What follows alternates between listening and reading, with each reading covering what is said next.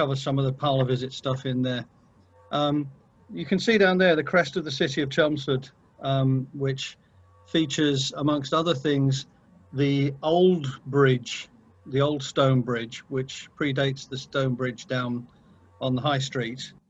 And you've also got the three rivers, which are the main three rivers in Chelmsford, which are the Cam, the Wid and the Chelmer. If you look at the modern crest of Chelmsford, the logo they created a few years ago, we now have four rivers. And I'm quite proud to say that South Woodham Ferrers has about a mile of the River Crouch. So that's the fourth river of Chelmsford. That might win you a quiz competition one day, so bear that one in mind. So let's talk a little bit about the mayoralty. The mayor is the civic head and the first citizen of Chelmsford. The mayor is required to be non-political. So as chairman of the city council meetings, you chair it, you call people to speak, you listen to what they say, but most of the time you have to be non-political and not take part in any of the votes or the debates. You have the casting votes, but I'm not conscious that that's ever happened in recent years. The mayor chairs the meetings of the full council, and this was the full council on the night when I was actually elected mayor, and that's Yvonne Spence, my predecessor, taking that chair with Christine Garrett to one side. On the top counter there, you can see the mayor in the middle. To her left, your right as you're looking at it, is Nick Evely, the chief executive. The deputy mayor to her right, your left. Judge Gratwick alongside there, and then various sort of admin people. And the mayor's secretary, Catherine, is over in the far right, and she rings the bell at the start of the meetings. I was actually somewhere off that photo by the door because they said if you get elected you have to dash out, and that's what happens. So that's what the full council meeting looks like in the council chamber. And as the first citizen, the mayor is formally required to sign documents on behalf of the city council. That's what greeted me when I came back from a week's vacation. Basically, it's pension requests, property transfers, and legal documents. So it's known technically as sealing, but there's usually a pile of those waiting for me on a Monday morning when I had my regular meetings with Catherine. And of course, as first citizen, you're representing the city at civic functions. That one, of course, was Remembrance Day, which was a tremendous day. And thankfully, the weather was kind to us. A tremendous honour. And what I would say, I felt a bit of a fraud. You go in and when you go up to the balcony, to the, trying to think of the word, the entrance chamber to the main city council chamber, there is a list of every mayor since 1870. And they are the great and the good. You look at the old names and you've got Frederick Chancellor and you've got Cramphorn and you've got proper Victorian gentlemen and businessmen and so on. And I looked up at that list and I thought, I'm a little Essex boy. I went to school in Romford and my name's up there with the great and the good. It's quite humbling. But as we'll talk in a minute, it may well be that maybe that I'll be one of the last mayors of Chelmsford, but we'll cover that in a second. In which we took, there are various tiers of UK government, which is worth sort of thinking about. At the lowest level of UK government, well, there are four. At the lowest level, we have parish and town councils. And they're responsible, as it says there, local facilities, village halls, play areas, hanging baskets, Christmas fairs, things like that. You've probably watched The Vicar of Dibley. And if you've seen that parish council, believe me, the town council of South Woodham is not that different. Except we have 20 councillors, all with their own opinions. But that's the lowest level of local government in the UK at the moment. Above that, we have district, borough or city councils. And those are responsible for things like recycling, parks, crematoria, as it says, social housing, administering elections, collecting council tax, and things like that. Above them, we have county councils. That's education, adult and children's social care, highways, and so on. Interestingly, I think is 90% of the county council's budget goes in adult and children's social care.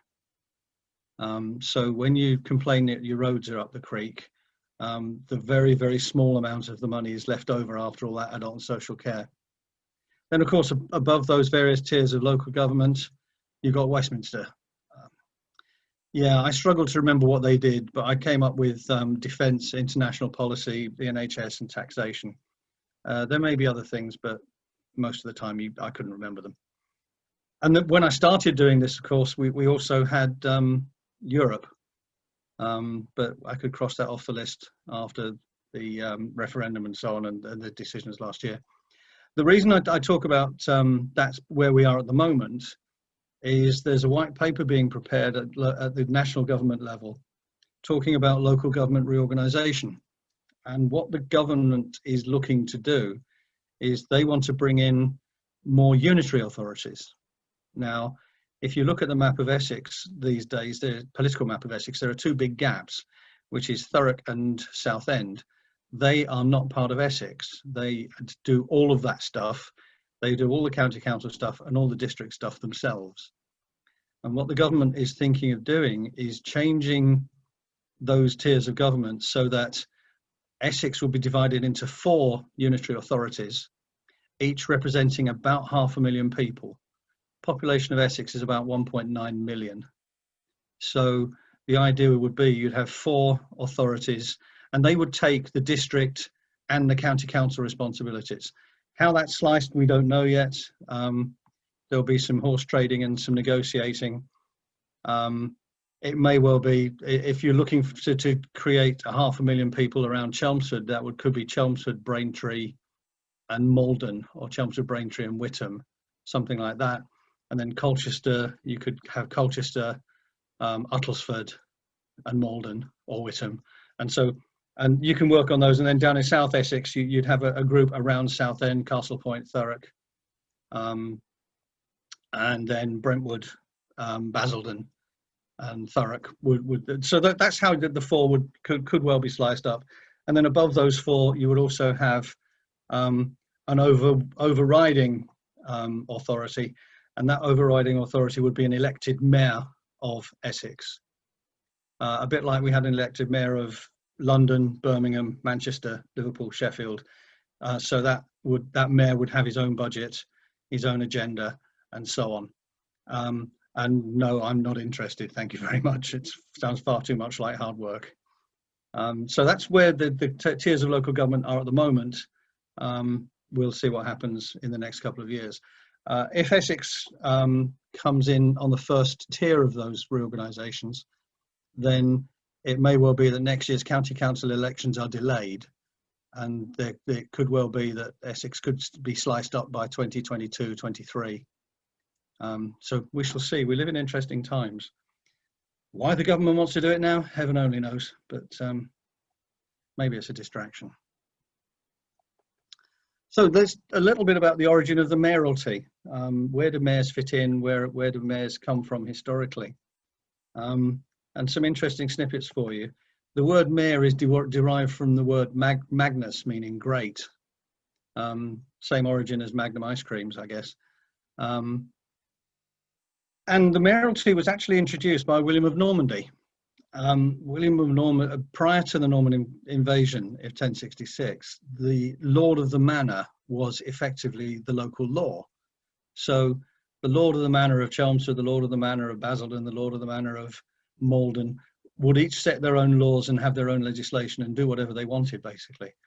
And the French, being great administrators and bureaucrats, decided that they wanted a bit more structure and formality to the legal structure. So they introduced the concept of the mayoralty. And so you can blame it all on William the Conqueror. Mayors wear red robes for the most part, wear red robes. There are a few exceptions, but most of the mayors I've met over the last sort of 12, 18 months wore red robes. Interestingly, Colchester wear black robes with gold trim in memory of Prince Albert. but they've obviously forgot that that was 170 years ago. But yeah, for the most part, the mayors wear red robes, and this was designed to distinguish themselves in crowds such as marketplaces. If you can imagine, back in medieval times, the mayor was effectively the law. So there we go. I don't know who he is, but a good-looking fellow there, wearing the red robes, and carrying a bicorn hat. We wear the bicorn hat front to back, not side to side like Napoleon. And for some reason, lady mayors wear tricorn hats, and I cannot for the life of me find out why. I have scoured the internet, I've scoured the books, and nobody knows why. It's just the tradition. But if you look at the mayor's robes, and it's not a terribly good photo, but the sleeves droop down quite down to the level of the hem, so that there are these long sort of 2-foot droops on the end of the sleeves, and they were actually designed to carry pockets to hold the scrolls of the law. So you can imagine the mayor would be walking around a marketplace, and there'd be a dispute. Somebody says, "Oh, he said he was going to sell me a piglet, and he sold me a puppy.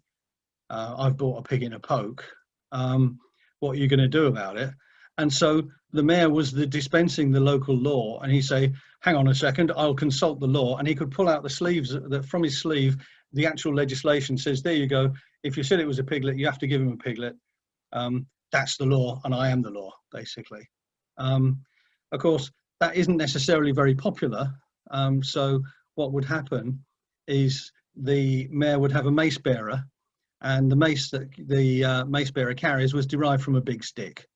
Basically, if you're walking through the marketplace in medieval times dispensing law, you need somebody behind you carrying a big stick to actually enforce the law.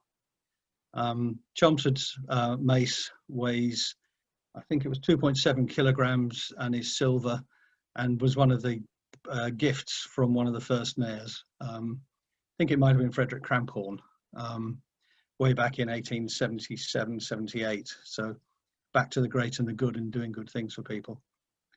I didn't give him a big gift like that, but I couldn't afford that sort of money anyway. So that's the origin of the mayoralty. And let's talk a little bit about why I call myself the accidental mayor. Cast your mind back to May the 2nd, 2019. It's a long way away, and we've all passed a lot of water since then. But that was the following day. That was the Telegraph the next morning. And yes, that was Vicky Ford in tears on BBC News. It was a torrid night for Chelmsford, as far as I'm concerned. The Lib Dems took over the city council with a substantial majority, but the Tories had a substantial majority for 16 years. We'd had some good times. Julia Jeeps, who was the mayor-elect, lost her seat. Now, Julia Jeeps had been on the city council for about 4 years, I think, and she actually was a retired police commissioner, something above a superintendent, very, very senior police lady. And she'd actually worked almost full time on the Riverside project. So she actually gave up 4 or 5 days a week putting Riverside in and getting Riverside delivered. And at the end of it, she said, "I'm really exhausted from this." And I said, "Well, if you think we think you've got the energy, would you like to be the mayor? It's less pressure. And you go around like young Mr. Grace, saying you've all done very well and shaking hands." And so she agreed to do that. And they approached me, and they said, "Would you like to be deputy mayor?" So, okay, that sounds like fun. And of course, since Julia lost her seat, they asked me to step up. The first question I asked about that was, "Well, what's involved with stepping up?" And they said, "Well, remember you agreed to be deputy mayor?" Yes.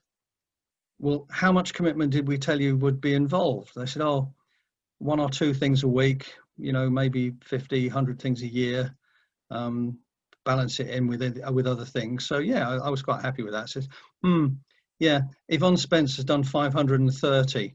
So it's about 10 to 12 engagements every week. So that was, you know, I was the accidental mayor for that. And of course, who knew what a year it was going to be and what other accidents were going to trip us up through the year. The mayoral party, rather nice picture there.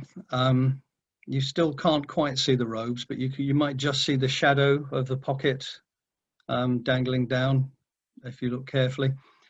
So there you've got this handsome fella in the middle with a beard. Somebody said I look like Henry VIII, which is a little bit cruel. To my immediate right, your left, is Janice Cheese, who was my mayoress. Jan was the widow of one of my very best friends who we lost about 12, 13 years ago. She's well-travelled, she's a former librarian, she's good with people, and she was certainly the best person I could have thought to ask. Again, we've got John there, John Kempson, who is the mace bearer with the big stick. As well as carrying the big stick, John is the principal chauffeur for the mayoral party. He has other drivers that he can call on, but John, on my first day in the car, John said a couple of ground rules. I said, yeah, of course, whatever, you know. I will not let you do anything that will bring the mayoralty into disrepute. Okay, thanks for that. Let's get that sorted. And to be fair, it was great. And officially, he lives down in Rayleigh, and officially, he was supposed to bring us back into Chelmsford, bring me back home to South Woodham after anything I'd done, then drive the mayoral car back into Chelmsford, park it up in the garage, then drive back to Rayleigh. And some of these things didn't finish till 10:30, 11 o'clock at night. And so we'd say, just change cars, just run us home in whatever you want. We're really not fussed. And to be fair, he used to do wedding cars, so his other car was usually a Jaguar, so it was hardly slumming it. We've got a picture of the mayoral. I don't think we've got a picture of the mayoral car. It's a stretch BMW hybrid, which was rather nice. He was given the job of trying to find a mayoral car, approached Jaguar, and they didn't have anything suitable. He approached Mercedes, and they weren't interested. BMW did Chelmsford a good price, and it's a hybrid. It was getting over 75 to the gallon, so you're not going to complain at that. Then on the other side, we've got Jeanette Potter from Gallywood as my deputy mayor, and outside her is Gillian Smith, who also lives Gallywood Way. She was a former city councillor, but she failed to get in last year as well. So we had a good time. Certainly Jeanette and Gillian did probably a few more than the 100 that I was promised, but we balanced it out quite nicely between us. And so, you know, if something came in that I was already double booked or something, then they would step up quite happily. And yeah, we had a good time. So that was yeah. The other thing, of course, is worth mentioning is that on the first day, they said, "Oh, by the way, you know, you now that you're the mayor, we need a chaplain." Well, okay, I've got my local vicar. I'll call on her, and you need to choose a charity. So, okay, Parkinson's. So, well, that was quick. I said, yeah, well, my late wife had Parkinson's. That's who I want to support. Well, do you want to support anybody else? No, I'll just do one. Let's get that out of the way. Former mayors have done 2 or 3, and I think Jude Deakin's got 3 charities. And sadly, with everything on the lockdown and so on, I think each of those charities is probably going to get about 3 and 4 pence. But having one charity, I think, was beneficial to you guys. The next morning, I had to hit the ground running. So that the election was, the mayor making and that photo session was on the Wednesday evening. And on the Thursday morning, I had to go in to see Catherine to start doing the admin work and go through the meetings. And my first mayoral engagement took place in the afternoon. So that was Singing for the Brain for the Alzheimer's Society at Chelmsford Cathedral, which was a really interesting afternoon. It's the first time I met the Lord Lieutenant. And I think we did 3 things for Alzheimer's and Singing for the Brain over the year. Did 4 or 5 for Farley. But that was a really nice afternoon and a gentle mood. I also met the Mayor of Colchester, and the Mayor of Colchester, Nick. That was his first day as well. And he was equally bemused. Oh, I don't know what we're doing. So no, nor do we. The second engagement was a beating retreat at Lincoln's Inn Fields. And Nick was there again. We also met a former mayor of Hillingdon, and she was quite proud. She has the record for the most engagements in her year, and she reckons she did 990 in a year. So that's about 3 a day, every day on average. I reckon the only way I could get that is if I did an official visit to Greg's for a sausage roll. I just don't know how else you get 900, but there's a couple of pictures here of the beating retreat at Lincoln's Inn. So that's Vicky Ford. For the first couple of months, Vicky Ford was forever photobombing me. But we were both very amused. Later on in the evening, we were watching the beating retreat, and they started playing a slow march, and a really slow march. And we both looked at one another, and we recognized that the tune to the slow march was actually the theme to Game of Thrones. But yeah, so my first day as mayor involved a very nice drive into Lincoln's Inn and a very nice drive back. So got the hang of the stretch limo, and it was really bizarre because we're driving down the Strand and people are waving at us because we've got the flag on the top, and he must be important. Let's wave at him. So it was all very nice. Thank you very much. So it's a known fact amongst mayors that if you get a bunch of mayors together, they're known as the chain gang. There we have a picture from the Essex Association of Local Councils, and you've got the mayors of Rochford, Brentwood and Castle Point. And you get tremendous chain envy. They all sort of look at one another to see, well, who's got the bigger chain or who's got the bigger medallion. You can see there from, if you look at both Brentwood and Castle Point, they've gone to second rounds of medals. Chelmsford decided way back that we would only do the first 37. So those first 37 medals on the chain have the initials of the first 37 mayors. I think I worked out that if we carried on since then, we'd have something like 4 or 5 rounds for Chelmsford, and you wouldn't be able to wear it. It's the Chelmsford mayoral chain's actually valued at 180,000. And so when I'm not wearing it, it was firmly under lock and key. But yeah, you get tremendous chain envy, and to people stare and say, you know, they're comparing chains and medallions. Our medallion has the crest of the city on. Interestingly, the Lord Mayor of London's medallion isn't quite as flash, but is studded with diamonds. So I'll give him that one. Well, it's either diamonds or rock salt. They were great big lumps of very clear rock. So during the year, we met, amongst other people, here we go, the Duke of Kent twice, Judge Gratwick repeatedly, the Lord Mayor of London, 5 bishops, one of whom is now, of course, Archbishop of York, High Sheriff of Essex, Deputy High Sheriff, Lord Lieutenant of Essex, and 21 of her 55 deputies.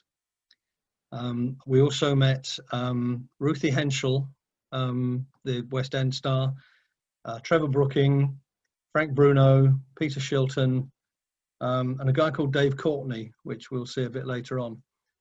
He's a well-known former gangster and geezer, but people who in the know, the only way is Essex or something, but Dave Courtney's a geezer, and we'll see him later. The High Sheriff serves 1 year and then moves on and represents the legal establishment, and the Lord Lieutenant represents the Queen when the Queen can't make it. So when the Lord Lieutenant is in the room, basically she is representing the Queen, so she gets due deference alongside the Queen. And when the Lord Lieutenant or the Queen is present, that's when I get to wear the fancy chain, the £180,000 chain. I had the other chain, which was silver. We wore that on day-to-day matters. Amusingly, I did a service for the 60th anniversary of St Andrew's Church at Springfield, and the vicar there was celebrating his 60th birthday as well, and the bishop was there, and he turned to me and he said, "Oh, I notice you're only wearing the silver chain." And I said, oh, well, we wear the gold chain when there's royalty present. And he said, but surely you're in the presence of the King of Kings. And I thought, oh, yeah, okay, but surely we're always in his presence. So it's a tricky one, but that's the way it goes. Pomp and circumstance. Can't beat a bit of Elgar. This is when the music should start welling up. The mayor holds a civic service every year in Chelmsford Cathedral. There we go. Photo bombed again by Vicky Ford, still wearing the same red shoes. And we've got the Mayor of Rochford there, and over on the other side, the Mayor of Southend. The Mayor of Rochford, I think, and the Mayor of Southend are staying on for a second year because they weren't able to hand over properly. And then, as well as the civic service, we have the carol concert, and that was the mayoral party at the carol concert. And you guys sang for that, of course, which was a really lovely evening. That's really one of the highlights of my year. The other thing we do is we have the civic lunch at Highlands House. And I know Chris came to that with his good lady and probably didn't see the cars outside, but that's what the outside of Highlands House looked like while we were all getting photos taken and ready for lunch. So the guests for that included the Lord Lieutenant and High Sheriff, Judge Gratwick, the Chairman of Essex County Council, John Jowers, 10 other members of the chain gang and their partners. There we go. And the speakers were Judge Gratwick and somebody called Chris Poole. Whatever happened to him? No. Somebody said he'd do anything for a free lunch, so that worked out quite well. Lovely lunch, and Highlands is a beautiful setting. It's very much the jewel in the crown of Chelmsford, I think. Carol services. I attended 20 carol services. Here's some of them. That one's, oh heavens, is it Thaxted, the church on the way to Saffron Walden. Beautiful church. The organ there was played by Gustav Holst, apparently, and has just been refurbished. That was the Parkinson's choir for my concert. That was an old people's home near Kegs. Not sure which one that was, but again, Lord Lieutenant with her people. Yeah, it's cruel to say they all blend into one, because they don't. Each one, whoops, let's go back up. Each one had their own little pieces of joy. Some of the highlights of those carol services included one we did at Riding for the Disabled out on the Roxwell Road, where they did a nativity and everybody was on horseback. So there were disabled kids being wheeled around on horseback, 3 wise men, shepherds, and so on. And every so often they'd stop and we'd sing a carol. And these horses just sort of looked over at us going, what are these guys singing for? I don't understand. They're sitting in our barn singing. They don't normally do that. The other one, which is memorable and will live in my heart for a couple of others. We did one for the Salvation Army, where we sang carols and so on, but one of the shepherds was a young lad about 4, and they told me later that he was somewhere on the spectrum, but he wouldn't go on stage without his dinosaur. So he spent the whole carol concert holding the holy dinosaur of Antioch, and then fell asleep on the corner of the stage. And then one of the other shepherds, at the beginning, the shepherds came out and they stood there, and he says, "It's really boring watching sheep all night." Then we broke into While Shepherds Watch. The final one worth mentioning was a fascinating one for the Institute for the Deaf in the cathedral, where they had signing people doing the old deaf signing in each of the pulpits. So that's good, and I know what little donkey is now in sign language. You waggle your ears, and little is you hold your hand down. And that all sounds great. You know, Hark the Herald Angels Sing, we can do that, we can do that. At the end of that particular carol service, the final carol was the 12 Days of Christmas. And if you can imagine 2 signers doing 12 drummers, 11 Lords of Leaping, 10, by the end of that particular song, they were absolutely exhausted and they broke sweat. But the carol concerts were a fascinating time, and I wouldn't have missed it. The Bishop of Chelmsford told me that I'd visited the cathedral more often than he had. Parlour visits, yeah, we were going to try and do a parlour visit for you guys. We hosted 20 parlour visits through the year.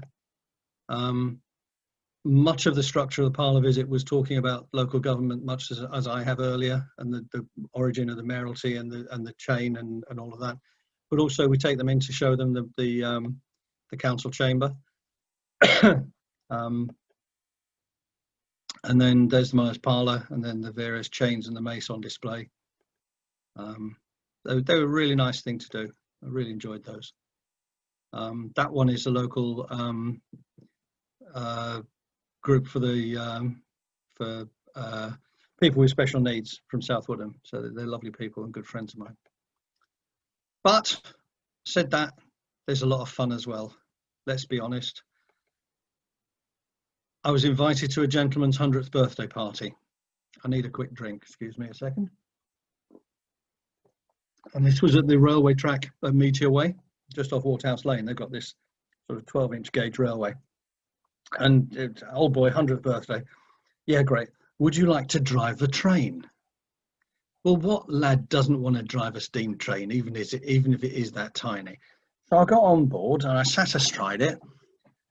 And okay, here's the throttle, here's the brake, here's the horn. Okay, I said, right, I'm good to go. He said, no. Hang on a second. You can't go until you've put the hat on. So they came out with this Casey Jones hat. You can see it in the picture. I said, okay, what's so important about the Casey Jones hat? He says, it stops the cinders from getting in your hair. Yeah, thanks for that, mate. They opened an escape room in Chelmsford sometime towards the end of last year, and they invited me to open that. And they had this rather nice throne. I couldn't resist that. That's my new girlfriend's wallpaper. She quite liked that photo. That was meeting some elves at the Christmas market in Bond Street, as you can see. Some really bizarre stuff. Presenting awards at the Essex Beekeepers Association. Who knew? And who knew that they were founded in 1880? But lovely people, and fascinating evening learning about bees and honey and tasting bees and honey and so on. They presented me with a basket of honeys, but I then passed that on, and that became a raffle prize for my next charity event, as one would do. That was a weird one. Durga Puja. It was the local Hindu association up at Writtle, and it's a wedding ceremony for a couple of the Hindu gods. But it was an absolutely fascinating afternoon, and both Jan and I have been to India several times. My first trip to India was with Jan and her late husband. So we really enjoyed that because it felt like India. You had the smells, the sounds, the noise, and then we had a very nice vegetarian Indian meal afterwards. And those of you that have been to some of our charity do's, you'll know that I'm a demon for a good curry. That was local disabled group, special needs group. Somebody found an old scooter, so they started refurbishing it. And then they used that as the basis for a whole research project, and they made a film about the scooter generation, about the mods and the rockers. And that was at the premiere of the film up at the Everyman Cinema. But that's actually a Vespa, but sorry, that's Lambretta. I had a Vespa back in the 70s, so I felt quite comfortable on that. That was meeting the Pearly Kings and Queens. That's up at the Guildhall in London. There's about 30 or 40 members of about 25 members of the chain gang there. And it was all of the various authorities where a Pearly King or Queen live. So we've got a Pearly King or Queen or whatever lives in Chelmsford, so we get an invite. That was a bizarre day. We actually had to, they had all of the mayors dancing around the maypole in the Guildhall yard. And apparently we made Anglian news, but fortunately I didn't see it. The heavens then opened as we marched along Cheapside to the church of St Mary Le Bow, and it was absolutely drenched. And the whole church service was the smell of warm, wet wool, which was very unpleasant. That's a trip to Backnang. which we'll talk about in a second. That's Chelmsford, one of Chelmsford's twin towns. I don't know who that cool dude is, but he was looking good there. And that's Dave Courtney. As I say, he's a gangster geezer. He's written several books about being a hard man and so on. And he insisted on a photograph because I actually outblinged him. As an Essex lad, outblinging Dave Courtney, that don't happen often, he says. So we had some really good times. I got to plant a tree. It's a swamp cypress. There we go. And that's in Compass Gardens in South Woodham Ferrers. As you would, you do a little bit of research and you find out about the trees. That they said, what sort of tree do you want? And I suggested a walnut tree because I've got one in my garden. And they said, no, that won't grow down there. It's too close to the river. You need something that will survive brackish. We're going to give you a swamp cypress. Okay, fine, that's all right. Did a bit of research. The other name for it is the bald spruce. So I'm spotting a trend in here. Thanks, guys. But it was a nice day in November. We planted that, and you can see Mike McCrory there, who's part of the new administration. And then we went to my local pub for tea and cakes afterwards. The chap to the far left of that picture, as you look at it with the chain on, is Alan Shearing, who was the former mayor of South Woodham Ferrers, my predecessor. And yeah, I got to visit Backnang. Chelmsford is twinned with Annonay in France and Backnang in Germany. So you get Annonay, Backnang, Chelmsford, ABC. I tried to suggest Dallas as a fourth, but they wouldn't let us do it. 2020 is the 30th anniversary of the twinning relationship. We were trying to do something big this spring before the wheels fell off. Maybe next year. That was me out there. That was in a square, the twinning square, giving a little speech. The statue there is Friedrich Schiller, who wrote the words to the Ode to Joy, which is the European national anthem. So that's quite an appropriate place and appropriate person to be looking down. Then I presented a picture to Herr Nopper. He's the mayor of Backnang. That was painted by some Islamic ladies in Chelmsford. It was actually an embroidery, so they asked me to take that with me. And they hold a street festival, Strassenfest, each summer, the last weekend in last weekend in June. Unfortunately, it's been cancelled this year. They're hoping to do it next year. And that was the picture of it, which was I quite liked. I thought it looked like an old Bette Midler poster, which rather dates me from the 1970s. And that's Herr Nopper, the mayor. And what they do is they tap a keg of special festival beer. And that's Herr Nopper doing that. He then gave a 90-minute speech, which none of us were bored by because we all had beer in front of us. And then, of course, we had the Mayor's Charity. We held a number of great events during the year. Most of them involved food. There was a curry night, afternoon tea, and the Christmas collections up at Springfield, which were great fun. Oh, there's one of your bashes. That was your Christmas bash, I think, with the singer, which was great. Sadly, we had to cancel a number of high-value events. We had a weekend at Marsh Farm in South Woodham planned. We had the night at the racecourse planned. Need a swig. All of those sadly had to be cancelled, which was heartbreaking. We've still got, as I think I said, I've appointed you as the charity for the South Woodham Mayor for this year, but nothing has happened yet. But we do have a number of raffle prizes in our back pocket for when we do start doing things and when the Indian restaurants open up properly and we can do something.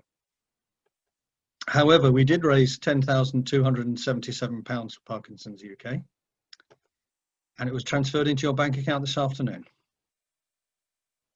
So if you check your bank balance tomorrow, it should be there. If it's not, then we'll work on it. So March, what can I say about March? 45 engagements cancelled. Some of them charity ones, and so on. One of them that was cancelled, one of the traditions is that the Mayor of Chelmsford gets invited to a Buckingham Palace garden party. And we've managed to schedule that for by coincidence, it was the 3 dates I was offered. One of the dates happened to be my birthday in mid-May. So I said, yeah, that'd be a nice birthday trip. I'll go up to the Buckingham Palace. Obviously it was cancelled, but it was an absolutely beautiful day, absolutely glorious day. And everything was going really nicely until Catherine, the Mayor's secretary, phoned me. She says, it's a beautiful day, isn't it? I said, yeah, it's a lovely day. You'd have been in Buckingham Palace now. So, thanks for that. I really needed that. But that was a High Street, Chelmsford, on my last trip in there, end of March. There were literally like 2 people in the whole of the High Street. It's all very sad. But we held the VE commemorations online, which was interesting. So sat in the garden with a video camera, but we had a good time and we did the best we could. Several charity events cancelled. Council meetings are now held online. And I did a virtual handover to my successor, Councillor Jude Deakin. In summary, before you all fall asleep, 315 engagements. That's between 10 and 12 a week. A visit to Backnang, 20 parlour visits, 20 carol concerts, planted a mayoral tree, raised 10,277 for you guys, and I wouldn't have missed it for the world.